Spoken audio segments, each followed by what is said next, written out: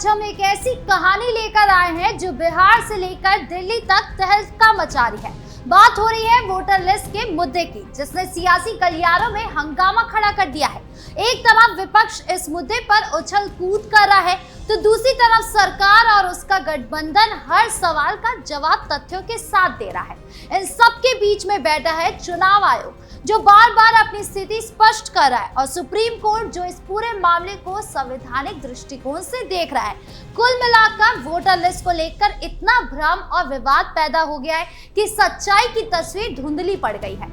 आज हम इस विशेष स्टोरी में इस भ्रम को दूर करने की कोशिश करेंगे और वोटर लिस्ट की इस धुंधली तस्वीर को साफ करने का प्रयास करेंगे। तो आइए जानते कि आखिर क्या है विशेष गहन पुनरीक्षण यानी कि एसआईआर का मामला और क्यों मचा है इतना बवाल।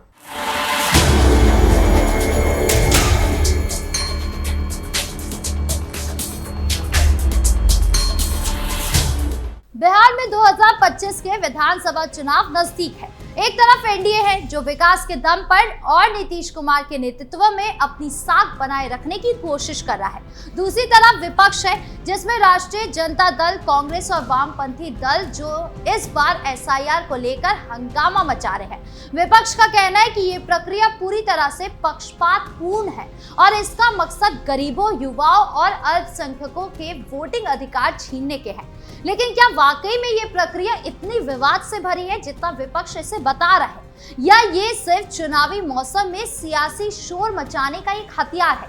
आइए इस मुद्दे को गहराई से समझते हैं। बिहार में विधानसभा चुनाव की तैयारियां जोरों पर है। हर बार की तरह इस बार भी चुनाव आयोग ने वोटर लिस्ट को अपडेट करने के लिए एसआईआर की प्रक्रिया शुरू की है।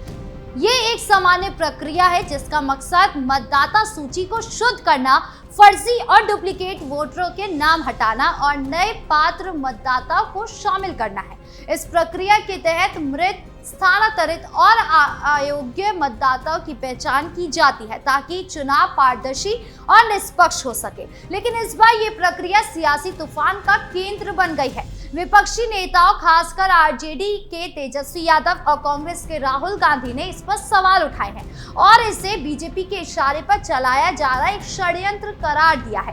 तेजस्वी यादव ने तो यहाँ तक दावा किया है कि उनकी खुद की वोटर आईडी लिस्ट से हटा दी गई है। उन्होंने 2 अगस्त को एक प्रेस कॉन्फ्रेंस में कहा कि एसआईआर के तहत वोटर लिस्ट में जानबूझकर गड़बड़ी की जा रही है और बीजेपी बाहरी लोगों को बिहार में वोटर बनाकर अपने पक्ष में माहौल बनाने की कोशिश कर रहे हैं। इस बयान ने बिहार की सियासत में हड़कंप मचा दिया है। लेकिन क्या उनके दावे में दम है? तेजस्वी यादव ने अपनी प्रेस कॉन्फ्रेंस में दावा किया कि उनका नाम वोटर लिस्ट से हटा दिया गया है। उन्होंने कहा कि अगर उनका epic number voter ID number बदल सकता है तो लाखों अन्य लोगों का भी बदल सकता है। उन्होंने ये भी आरोप लगाया कि बिहार की हर विधानसभा सीट से 20,000 से 30,000 नाम हटाए गए हैं, जिसका मतलब है कि करीब 65 लाख वोटरों को मतदाता सूची से बाहर किया गया है। ये एक गंभीर आरोप था जिसने सियासी माहौल को और गर्म कर दिया। इसके बाद राहुल गांधी ने भी इस मुद्दे पर आग में घी डालने का काम किया। उन्होंने दावा किया कि कर्नाटक के महादेवपुरा विधानसभा सीट पर 1 लाख से ज्यादा फर्जी वोटर बनाए गए हैं और उनके पास इसके सबूत है। राहुल गांधी ने कहा कि चुनाव आयोग वोटों की चोरी करवा रहा है और ये लोकतंत्र के लिए खतरा है। लेकिन इस दावों की सच्चाई क्या है? पहला सवाल ये है कि अगर वोटर लिस्ट में इतनी बड़ी गड़बड़ी हो रही होती तो बिहार की जनता सड़कों पर क्यों नहीं उतरी?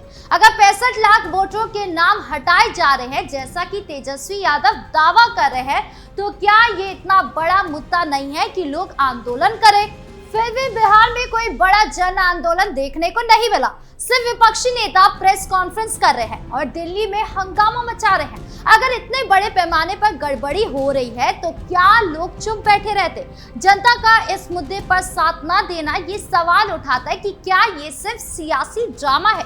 दूसरा सवाल ये है कि अगर राहुल गांधी और तेजस्वी यादव के पास ठोस सबूत है तो वो सुप्रीम कोर्ट क्यों नहीं जा रहे? चुनाव आयोग ने बार बार कहा है कि अगर किसी को शिकायत है तो वो औपचारिक रूप से सबूत पेश करे। आयोग ने तेजस्वी यादव से उनके द्वारा प्रेस कॉन्फ्रेंस में दिखाए गए एपिक नंबर की जानकारी मांगी, लेकिन आयोग का कहना है कि ये नंबर आधिकारिक तौर पर जारी नहीं हुआ है। इसके अलावा आयोग ने स्पष्ट किया है कि तेजस्वी का नाम वोटर लिस्ट में मौजूद है, सीरियल नंबर 416 पर, पोलिंग स्टेशन नंबर 204 पर और उनका एपिक नंबर है। स्पष्टीकरण के बाद भी तेजस्वी ने नई प्रेस कॉन्फ्रेंस की और आयोग पर बड़ा सवाल खड़ा किया। चुनाव आयोग ने इन आरोपों का जवाब देते हुए कहा कि एसआईआर प्रक्रिया पूरी तरह पारदर्शी है। ये प्रक्रिया 1 अगस्त से शुरू हुई और 1 सितंबर तक राजनीतिक दल या व्यक्ति अपनी आपत्तियां दर्ज करा सकते हैं। आयोग ने यह भी कहा कि कोई भी नाम बिना उचित प्रक्रिया के नहीं हटाया जा सकता, लेकिन विपक्ष का कहना है कि ये प्रक्रिया गरीबों और युवाओं को वोटिंग से वंचित करने की साजिश है। विपक्ष का एक और आरोप है कि एसआईआर प्रक्रिया में नए दस्तावेजों की मांग की जा रही है, जैसे कि 18 से 20 साल के मतदाताओं को अपने और अपने माता पिता के जन्म प्रमाण पत्र और नागरिकता के दस्तावेज जमा करने होंगे। 20 से 39 साल के लोगों को भी अपने और अपने माता पिता की नागरिकता साबित करनी होगी और 39 से 40 साल के लोगों को खुद की नागरिकता का सबूत देना होगा। तेजस्वी यादव का कहना है कि बिहार में बाढ़ और बारिश के समय में गरीब लोग इन दस्तावेजों को कैसे जमा करेंगे। उनका ये भी आरोप है कि आधार और मनरेगा कार्ड जैसे दस्तावेज स्वीकार नहीं किए जा रहे हैं, जो गरीबों के लिए मुश्किल पैदा कर रहा है। लेकिन क्या ये आरोप पूरी तरह सही है? चुनाव आयोग का कहना है कि एसआईआर का मकसद फर्जी और डुप्लीकेट वोटरों को हटाना है। सुप्रीम कोर्ट ने भी इस मामले में अपनी राय दी है। कोर्ट ने कहा कि एसआईआर प्रक्रिया संवैधानिक है और इसे रोकने की कोई वजह नहीं है। कोर्ट ने यह भी स्पष्ट किया है कि आधार और वोटर कार्ड को नागरिकता का प्रमाण नहीं माना जा सकता, जिससे यह साफ होता है कि आयोग की प्रक्रिया कानूनी दायरे में है। कोर्ट ने विपक्ष से कहा कि अगर उनके पास ठोस सबूत है तो वो उसे पेश करें, लेकिन विपक्ष ने अभी तक कोई ठोस सबूत नहीं दिया। इसके बजाय तेजस्वी ने 13 अगस्त को फिर से एक प्रेस कॉन्फ्रेंस की और बीजेपी पर राष्ट्रपति शासन लगाने की साजिश रचने का आरोप लगाया। उन्होंने कहा कि ये प्रक्रिया लोकतंत्र की हत्या है, लेकिन सवाल ये है कि अगर आयोग बीजेपी का एजेंट होता तो क्या बीजेपी 2024 के लोकसभा चुनाव में अयोध्या और अमेठी जैसी सीटें हारती? समाजवादी पार्टी ने 37 सीटें जीती थी। ममता बनर्जी 2011 से सत्ता में है और कांग्रेस ने तो 60 साल तक देश में सरकार चलाई है। अगर आयोग बीजेपी के लिए काम करता तो क्या विपक्ष को इतनी सीटें मिल पाती? लेकिन सवाल यह है कि अगर तेजस्वी के पास ऐसे सबूत है तो वो कोर्ट क्यों नहीं जा रहे? क्या उन्हें डर है कि कोर्ट में उनके दावे गलत साबित हो सकते हैं?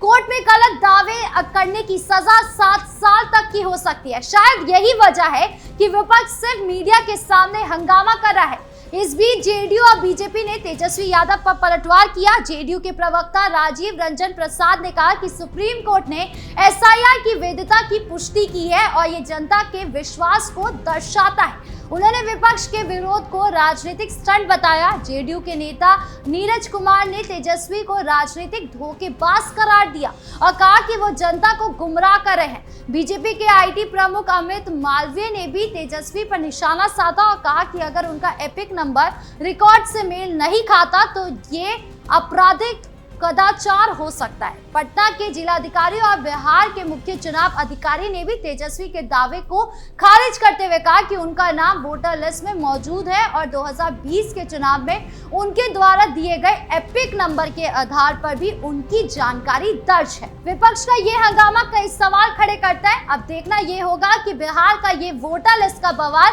कहां तक जाता है और क्या ये चुनाव में कोई बड़ा मुद्दा बन पाता है। आपको क्या लगता है? कमेंट बॉक्स में जरूर बताएं। नमस्कार।